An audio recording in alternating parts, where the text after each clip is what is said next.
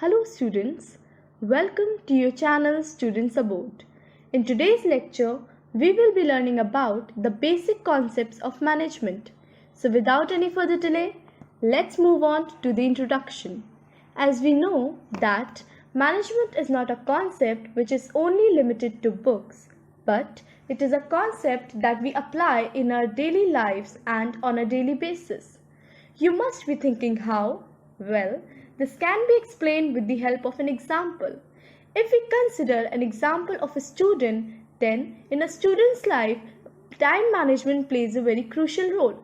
If a student is able to plan his day in such a manner where he can take out his time for assignments, for studies, for family, and for himself, then he is able to apply the concept of management effectively and efficiently, and the result generated after this application would also be very beneficial.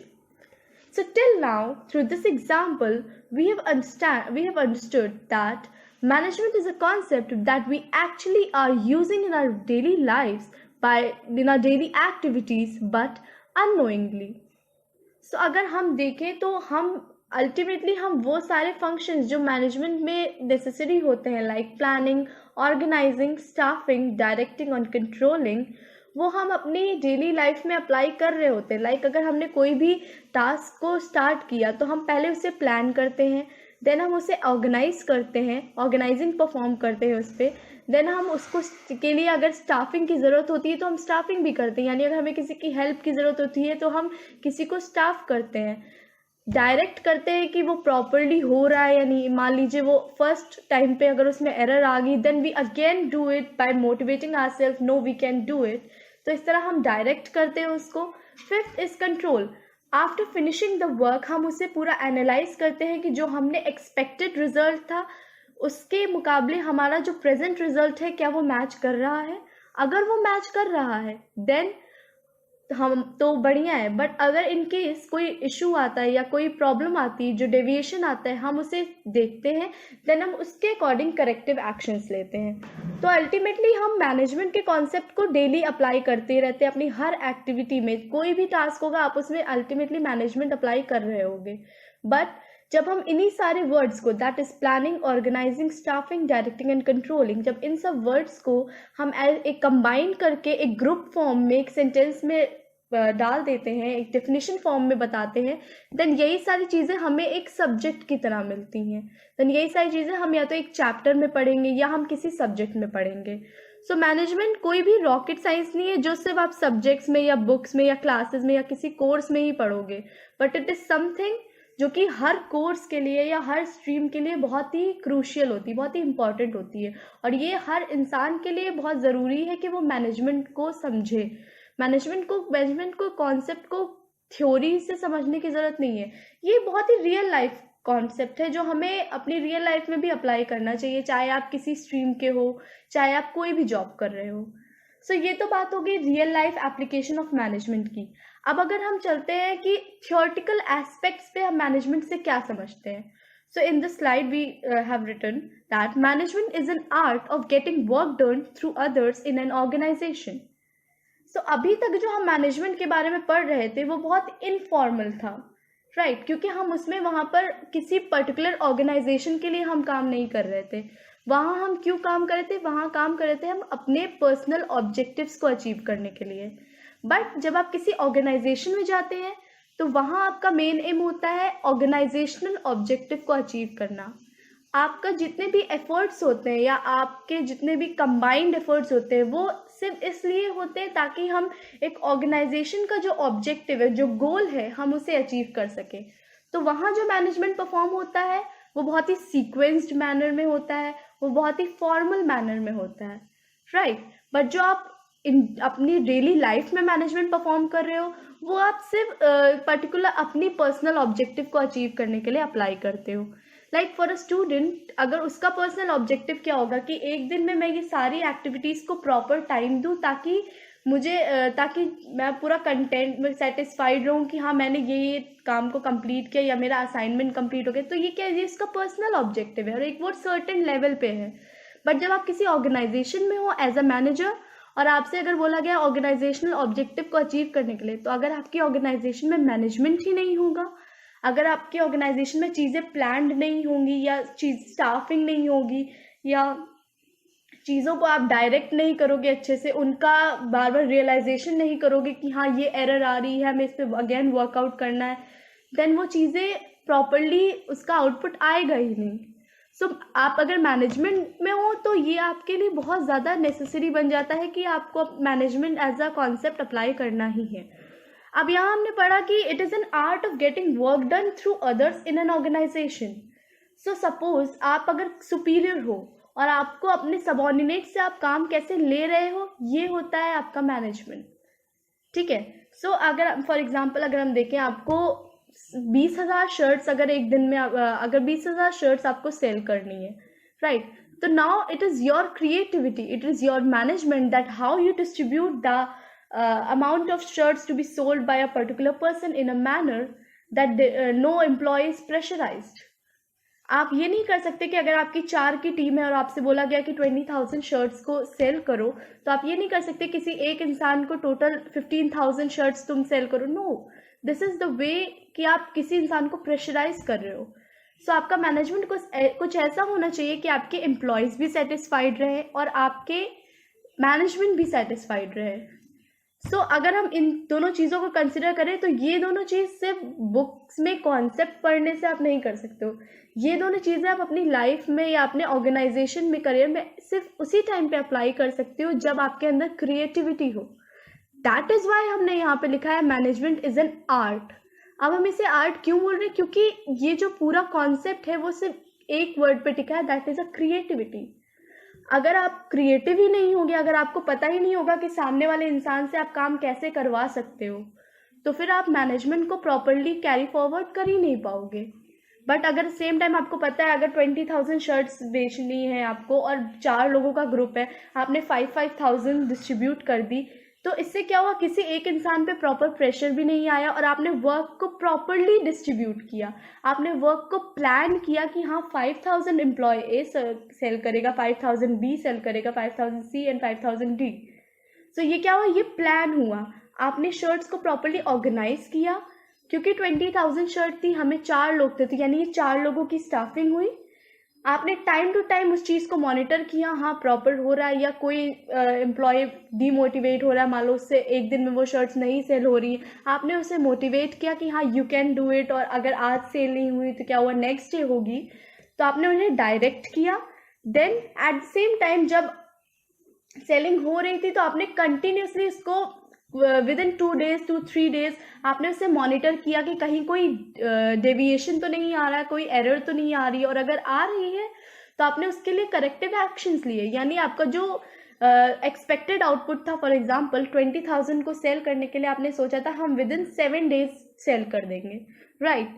अगर आप तो आपको हर 2-3 दिन पे आप check कर रहे हो कि क्या हमारा जो एक्सपेक्टेड आउटपुट था और जो हमारा जनरेटेड आउटपुट है, क्या ये दोनों में कितना डेविएशन है कि नहीं है, या नेगेटिव डेविएशन है या पॉजिटिव डेविएशन है, राइट। तो this is what we called management in an organization. तो ये तो अगर हमने बात की कि ये एक आर्ट होती है, और अगर आपके अंदर बीइंग अ मैनेजर ये क्रिएटिविटी है ही नहीं तो आप सामने वाले से काम नहीं करवा सकते, राइट। तो अगर हम नेक्स्ट इसका एक सिंपल वर्ड्स में अगर हम इसको या मोर कॉन्सेप्चुअलाइज मैनर में इसको पढ़ें, तो in simple words, in simple, it can be defined as a process of guiding, motivating and directing the employees in order to get the work done in an effective and efficient manner. अब इसका साफ साफ ये मतलब है कि तो अब इसका साफ साफ ये मतलब है कि ये एक ऐसा प्रोसेस है। अब हमने इसको प्रोसेस क्यों बोला? क्योंकि ये हम एक प्रोसेस, एक स्टेप बाय स्टेप प्रोसेस हम फॉलो कर रहे हैं। तो मैनेजमेंट हमारा एक ऐसा प्रोसेस है जिसके थ्रू हम क्या करते हैं, अपने एम्प्लॉयज को गाइड करते हैं, उन्हें मोटिवेट करते हैं और उन्हें डायरेक्ट करते हैं। गाइड करते हैं मतलब काम कैसे होना है, क्या काम कितना होना है, कैसे होना है, ये गाइड हुआ कि हाँ मैं हेल्प करती हूँ एज अ मैनेजर आपको कि आपको काम को कैसे कैरी फॉरवर्ड करना है। मोटिवेट करना मतलब इन केस किसी एक दिन सेल्स नहीं हुई, एम्प्लॉय डीमोटिवेट हो रहा है या एम्प्लॉय को कुछ इश्यू हो रहा है ऑर्गेनाइजेशन में, तो आप उसे मोटिवेट करोगे कि नहीं, we have this target to complete to sell 20,000 shirts within 7 days and we will do it. This is how you motivate your subordinates. अगर आपके सबॉर्डिनेट्स में वो ज़ील ही नहीं होगा वर्क करने का, तो वो किसी ऑर्गेनाइजेशन में प्रॉपरली वर्क कर ही नहीं पाएंगे. Third thing, directing the employees. अब आप ये नहीं कर सकते कि अगर आपको एज अ सुपीरियर अपॉइंट किया गया है किसी ऑर्गेनाइजेशन में, तो आप अपने सबॉर्डिनेट्स को काम डिस्ट्रीब्यूट करके अपना आराम से केबिन में बैठे हो. No, you don't, you have not to do this. आप अगर किसी ऑर्गेनाइजेशन में हो, तो अगर आप सुपीरियर भी हो, तब भी आपको अपने एम्प्लॉयज़ के साथ हर स्टेप पर उनके साथ रहना होगा. अगर वो मतलब आप उन्हें ऐसे नहीं छोड़ सकते कि आपका काम खत्म, you are not accountable. Ultimately अगर सेल्स बहुत अच्छी होती है तो भी आप अकाउंटेबल हो, अगर सेल्स नहीं होती है तो भी आप ही अकाउंटेबल हो. तो आपको उनके साथ हैंड इन हैंड चलना होता है. आप उनको कंटिन्यूसली, आपको उनको डायरेक्ट करते रहना चाहिए कि हाँ, आप अगर ये टेक्निक नहीं वर्क करी है देन आप दूसरी टेक्निक लो, अगर ये नहीं वर्क करी है, एंड उनको गाइड करो, मोटिवेट करो. तो अगर आपने ये 3 स्टेप्स फॉलो कर लिए, तो जो आपका रिजल्ट जो जनरेटेड होगा वो बहुत ही प्रॉफिटेबल हो सकता है, आपके लिए भी, एम्प्लॉयज़ के लिए भी और ऑर्गेनाइजेशन के लिए भी. तो इसमें बस ये बोला गया कि अगर हमें अपने वर्क को एक इफेक्टिव और एफिशिएंट मैनर में कैरी आउट करना है, तो हमें क्या करना होगा, हमें अपने एम्प्लॉय को गाइड करना होगा, हमें अपने एम्प्लॉय को मोटिवेट करना होगा और डायरेक्ट करना होगा. अब यहाँ पर हमने 2 टर्म्स पढ़े नए, इफेक्टिव एंड एफिशिएंट. अब इन 2 टर्म्स से हम क्या समझते हैं वो हम नेक्स्ट स्लाइड में देखेंगे. अब अगर हम इफेक्टिव और एफिशिएंट की बात करें, सो इफेक्टिवनेस क्या होती है? सी, इफेक्टिवनेस होती है, effectiveness in business refers to completing the task on time without considering the cost factor. Right?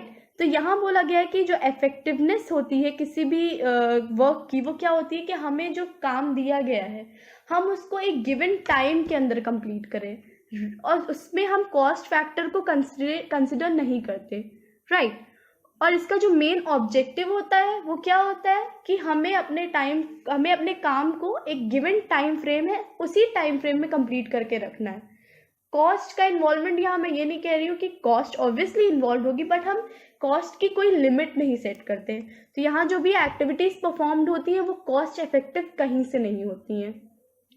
अब इसका एक एग्जाम्पल लेते हैं. फॉर एग्जाम्पल, मैं अगर एक मैनेजर हूँ, मैं एक अगर मार्केटिंग मैनेजर हूँ, मैंने अपने सबॉर्डिनेट से बोला कि मैं एक ओनर हूँ. Suppose if I am a owner of a company और मैंने कोई प्रोडक्ट लॉन्च किया, तो मैंने अपने मैनेजर से बोला कि मुझे ये प्रोडक्ट जो है वो उसका प्रमोशन करवाना है. मुझे इस प्रोडक्ट को मैं चाहती हूँ मार्केट में उसकी जो वैल्यू हो वो बहुत जल्दी ही बढ़ जाए, लोग उससे बहुत जल्दी ही खरीदना शुरू कर दे, चाहे उसके लिए कॉस्ट जितनी भी लगे.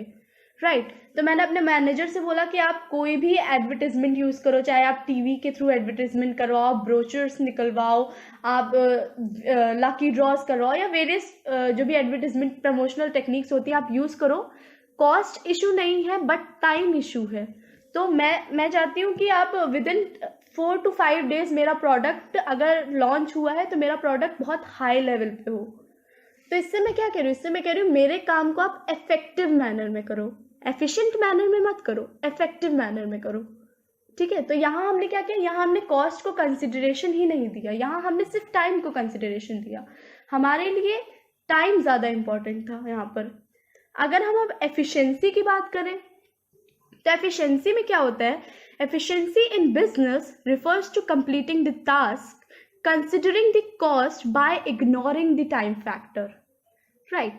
तो यहाँ हम क्या करें, इस डेफिनेशन के थ्रू हम क्या समझते हैं, एफिशिएंसी का मतलब यही होता है कि हम किसी भी काम को जब कर रहे होते हैं तो हम उसका टाइम नहीं कंसिडर करेंगे कि हाँ मुझे इतने पर्टिकुलर टाइम फ्रेम में मेरा काम हो जाना चाहिए या मेरा प्रोडक्ट फ्रॉम टॉप पे पहुंच जाना चाहिए.